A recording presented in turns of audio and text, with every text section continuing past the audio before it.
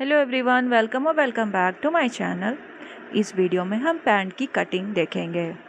Stitching already बहुत सारी videos में मैंने बताई हुई है। इस पैंट की सिर्फ मैं कटिंग बता रही हूँ इस वीडियो में। यहाँ पे मैंने फैब्रिक को विड्थ वाइज डबल फोल्ड करके रखा है और ओपन साइड जो होती है वो अपने साइड रखा है और जो बंद साइड है वो दूसरी तरफ है। तो यहाँ पे सबसे पहले मैं एक स्ट्रेट लाइन ड्रॉ कर लूँगी, जहाँ से मैं सारी मार्किंग स्टार्ट करूँगी। ये स्ट्रेट लाइन बस फैब्रिक को सीधा करने के लिए मैंने किया हुआ है, ताकि जो ऊपर आड़ा टेढ़ा फैब्रिक है वो हमारी स्टिचिंग में ना आए, वो सीधा हो जाए फैब्रिक। उसके बाद यहाँ मैं 2 इंच पे मार्क कर रही हूँ, जो कि मैं इलास्टिक के लिए कर रही हूँ। तो 2 इंच पे पूरी लंबाई में आपको मार्किंग कर लेनी है। उसके बाद हिप के अकॉर्डिंग आपको हिप का 4th पार्ट लेना है और जो हिप का 4th पार्ट आएगा उसमें 2 इंच आपको ऐड कर देनी है। तो यहाँ मेरे पास हिप जो है वो 13 आ रही थी, तो 13 में मैंने 2 इंच ऐड किया, जो कि हो जाएगी 15। और थाई जो हमारे पास है वो 30 है। तो यहाँ पे सबसे पहले मैं हिप का मार्क किया मैंने, जो कि 15 इंच पे किया, और क्रॉच के लिए भी मैं 15 इंच पे ही मार्क कर रही हूँ, कुछ इस तरह से। उसके बाद जहाँ पे क्रॉच के लिए मार्क किया है वहाँ पे थाई की मार्किंग करूँगी। तो थाई की मार्किंग मैं 15 इंच पे कर रही हूँ और ऊपर भी वेस्ट के पास भी मैं 15 इंच पे मार्क कर रही हूँ। और ऊपर से लेके ये नीचे जो क्रॉच वाले लाइन हमने खींचा है वहाँ तक एक सीधी लाइन ड्रॉ कर लेनी है, कुछ इस तरह से। उसके बाद जो थाई वाली लाइन है उस पॉइंट से हमें 2.5 इंच आगे ले रही हूँ और 1.5 इंच की मैं यहाँ पे गुलाई दूंगी। गुलाई हमें ज़्यादा गहरी नहीं देनी है और ना ही एकदम स्ट्रेट देनी है, थोड़ा हल्की गुलाई होनी चाहिए। यहाँ पे ये मैंने मार्क कर लिया। अब जो पूरा ये थाई वाला क्रॉच के पास जो आया है उसे हमें मेज़र करना है। उसके पहले मैं यहाँ पे लेंथ की मार्किंग कर रही हूँ। जो भी आपको रेडी लेंथ चाहिए आप उसमें 1 इंच ऐड करके यहाँ पे मार्क करें। मैं यहाँ पे नीचे बॉटम जो है वो बाद में पट्टी पलटूंगी, इस वजह से रेडी लेंथ में सिर्फ 1 इंच ऐड कर रही हूँ। अगर आपको फैब्रिक फोल्ड करना है तो आप 2 से 3 इंच ले सकते हैं। यहाँ पे हमें थाई वाला एरिया मेज़र करना है और उसका हाफ लेना है। हाफ लेने के बाद यहाँ पे एक मार्किंग दे देनी है। जो भी हाफ लेने के बाद जितना आया उतना ही बॉटम के पास भी हमें सेंटर को मार्क कर लेना है। तो यहाँ पे हम इसे मेज़र करके देख लेंगे और फिर बॉटम में भी सेम मार्किंग हमें लगा लेनी है सेंटर पॉइंट की। ये सेंटर पॉइंट हमें मोहरी के लिए चाहिए होती है। तो ये सेंटर पॉइंट लगाने के बाद एक स्ट्रेट लाइन ड्रॉ कर लेना है। उसके बाद जो भी आपको रेडी मोहरी चाहिए वो आपको यहाँ पे मार्क करना होगा। जो हमने सेंटर पॉइंट लगाया है ना, आपको जो रेडी मोहरी चाहिए उसमें 1 इंच ऐड करके उसे हाफ कर लेंगे और सेंटर से दोनों ही तरफ से हमें मार्किंग कर लेनी है, कुछ इस तरह से। अब इसके बाद अगर आपके पास लेग सेपर हो तो लेग सेपर की हेल्प से इन दोनों पॉइंट्स को हमें मिला लेना है, बॉटम टू थाई और दूसरी साइड भी बॉटम टू थाई के पास जो पॉइंट आ रहा है वहाँ तक।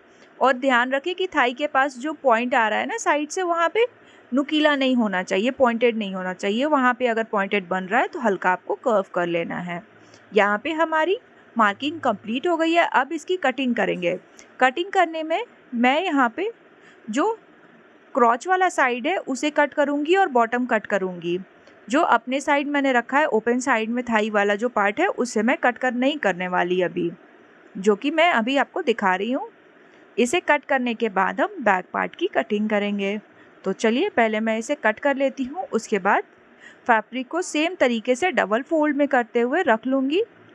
तो यहाँ पे फ्रंट पार्ट की कटिंग हो गई है। अब बैक पार्ट के लिए बाकी बचे हुए फैब्रिक को वैसे ही डबल फोल्ड करते हुए अच्छे से बिछा लें।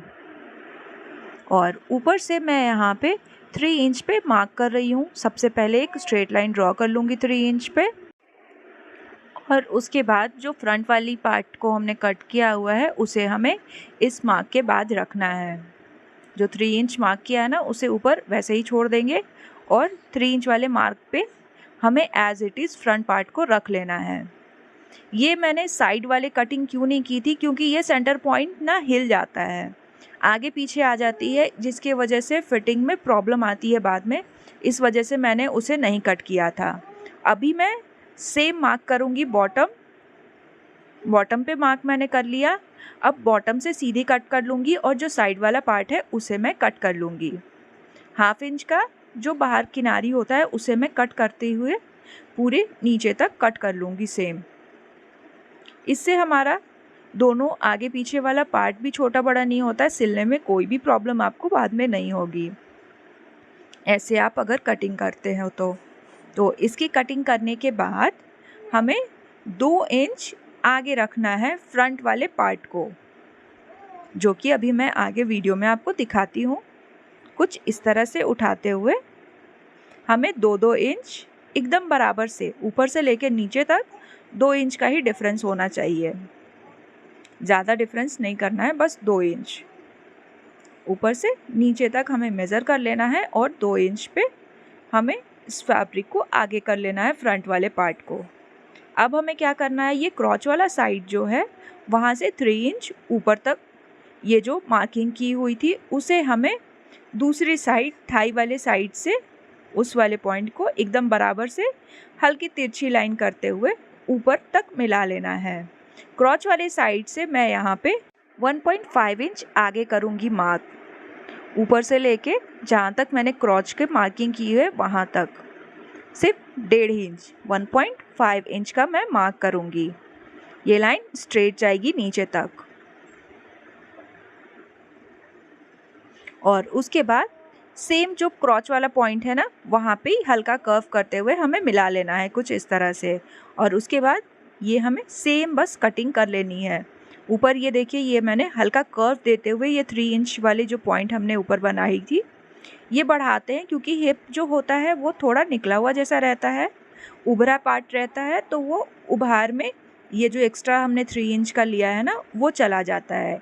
ये मैंने प्लस साइज़ के लिए किया हुआ है। अगर आपकी प्लस साइज़ से कम साइज़ है, यानी एल या मीडियम है या स्मॉल है, तो आप स्मॉल के लिए 1 इंच और एल और एम के लिए 2 से 2 इंच 1.5 से 2 इंच ही आप बढ़ाएं। ये मैंने डबल एक्सेल और एक्सेल साइज़ के लिए बताया है 3 इंच। यहाँ पे हमारी कटिंग कंप्लीट हो गई है। वीडियो अच्छी लगी हो तो लाइक शेयर एंड सब्सक्राइब।